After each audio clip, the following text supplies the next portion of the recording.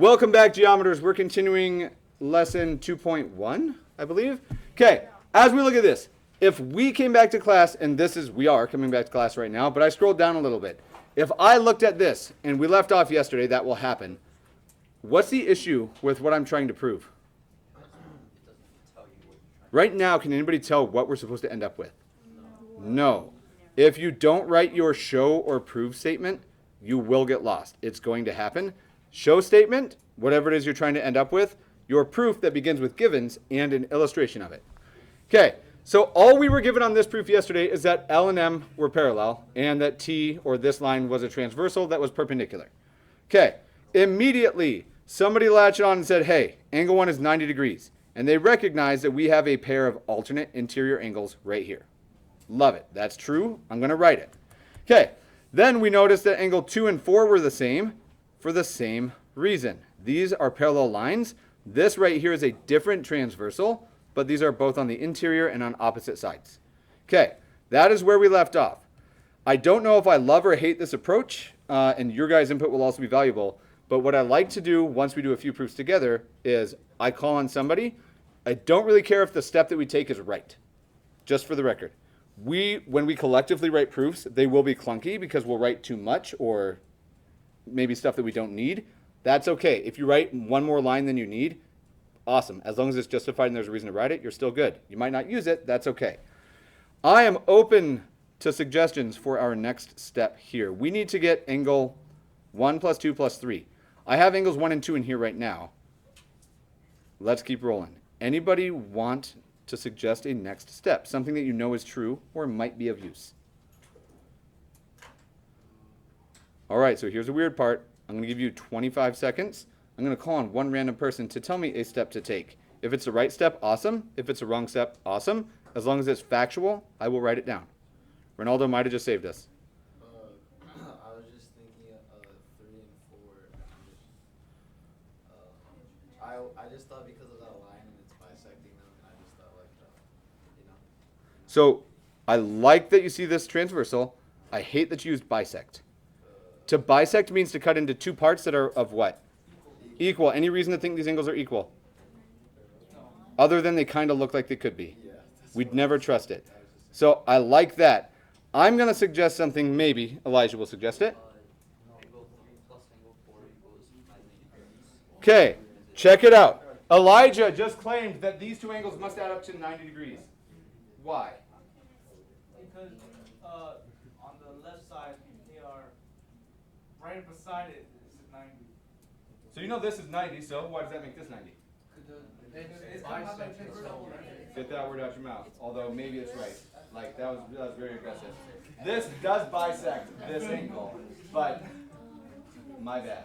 Okay, I agree with you. I think these are 90 when they add up. Bless you. Now, I'm going to introduce a justification that we haven't seen yet.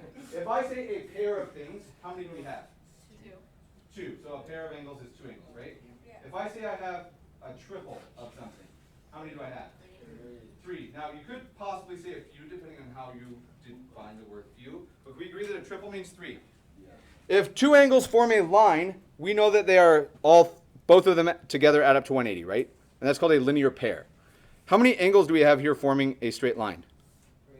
3. So I'm going to make the following claim, and from that, we'll see if you guys are able to justify with that little hint that I gave us.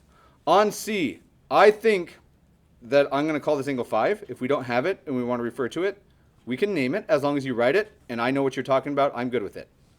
If you were to take the measure of angle 5 plus the measure of angle 3 plus the measure of angle 4, what do you guarantee those 3 angles right here add up to? 180.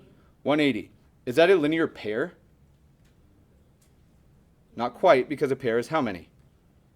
2. So how many did we use? And what word did I use to represent 3?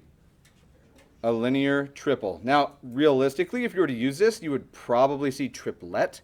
I'm okay with triple. Now, this is a informal view, but I think we can all agree that if 2 angles can add up to be a straight line, so can 3 or 4 or 5, right?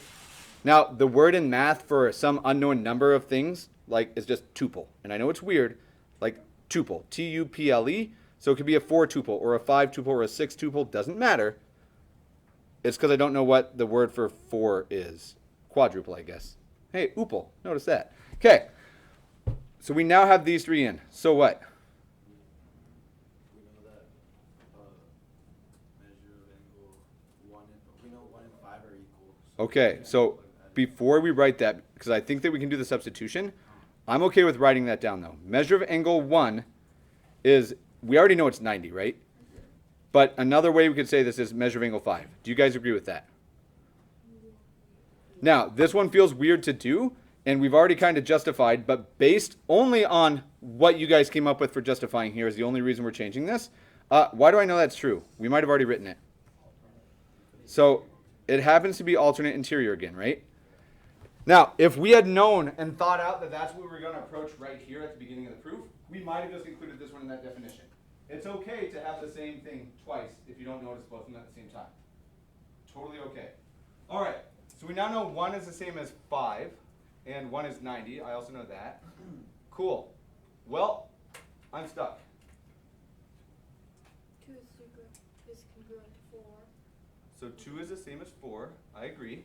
What goes in? So what can I like this whole statement? We all agree that this is certainly true. Yes. What's another way or another angle that we could name that has the exact same measure as angle 5? 1. So can I do a little bit of substitution? Okay. Follow up, because third hour I realized that I've been making a really weird comment that isn't that weird unless you understand where it's coming from. You guys all seen Spider-Man? Yep. If his spidey sense is tingling, it means what? Like there's danger, there's something happening nearby, right? Like, or about to happen. When I ask, is your proof sense tingling? That's a weird question until you think about Spider-Man. When I ask, is your proof sense tingling yet? It means we're about to the conclusion of this proof. Like, can you see the end of the tunnel is essentially what I'm asking. Is your proof sense tingling right now? Okay, if it's not, it will. I'm going to rewrite this line using some substitutions. Instead of angle 5, you guys just told me I could write the measure of angle 1. Okay, I'm going to rearrange it because I don't care the order that I add stuff. What could I write instead of 4? Because they're congruent, and we already said that, okay? And so I've replaced 5 and 4 with 1 and 2 respectively. What's the only other thing still here? 3. And because all I've done is substitution, nothing has changed about what they add up to. What are they still equal to? And why am I allowed to write this line? Because I'm allowed to substitute so long as somewhere else in my proof I have the justification that tells me I can substitute. Right, Klein? Oh, do I have my water bottle? Oh, I think you might get the good squirt here. All right. Can I do it? Yes. Check it out real quickly. If your proof sense wasn't tingling, I'm going to direct your attention really quickly. Because we're so diligent about the way we write our proofs, what were we just asked to show? Oh, What is the last thing that we just wrote? measure of angle 1. Quadirat demonstrandum. What did I just say we did? Quadrilateral. So not what were the words that I said. What did I just say? We proved it. Essentially, it's we finished the proof. That which was to be demonstrated for all of you Latin learners. Cool. This proof, I cannot stress it enough. Logically, it is my hope that everybody in here can read through this proof, work through it, and you agree, and you can kind of see how it's working. Following a proof is a very, very different experience than writing a proof. If it clicks right now, and then you get home and you go, what the hell is happening? I don't get it. That's okay. That's A-okay with me. I want it to be A-okay with you. As long as you are trying it and getting something wrong, eventually you're going to run out of stuff to get wrong over and over, and your only choices will be the right ones. It takes practice. That's it. Okay. Cool, cool? All right. We are going to be a weird class today. I'm going to give us 15 minutes right now to work on an assignment. 15 minutes, maybe 20. We'll see how it goes. If we aren't working on the assignment, what do you think I might have prepared already? Ooh, it's be a quiz, but I also have the next lesson prepared for what it's worth. We're going to do a quiz if people aren't working. And the quiz will be on the stuff that you were supposed to be working on, just so you know. Okay, for the next 15 to 20 minutes, you guys get a little bit of time to work on homework 2.1. And I'm going to go ahead and just put it on here instead. Okay, And let's check. We are in 5th hour geometry. Cool. And I have not been diligent with this, so I'm going to fill in some gaps here in a minute. Button 924. We just finished lesson 2.1.2 is the second half of this. And we were doing parallel proofs, essentially. Okay. Your homework tonight is homework 2.1. You will find Waiting Lovingly on page 76. And we get a lot of time. 12, 14, and then I'm just going to preface, it's all of them, not just the odds. 17 through 26. Okay, here's the thing that I think we spoke about before. If you want the chapter 2 answers, are you going to find them in the back of your book, bless you? No. Where would you find them? On Google Classroom. I will upload it this afternoon. I will put all the chapter 2 answers, odds, up for you. Please check your answers.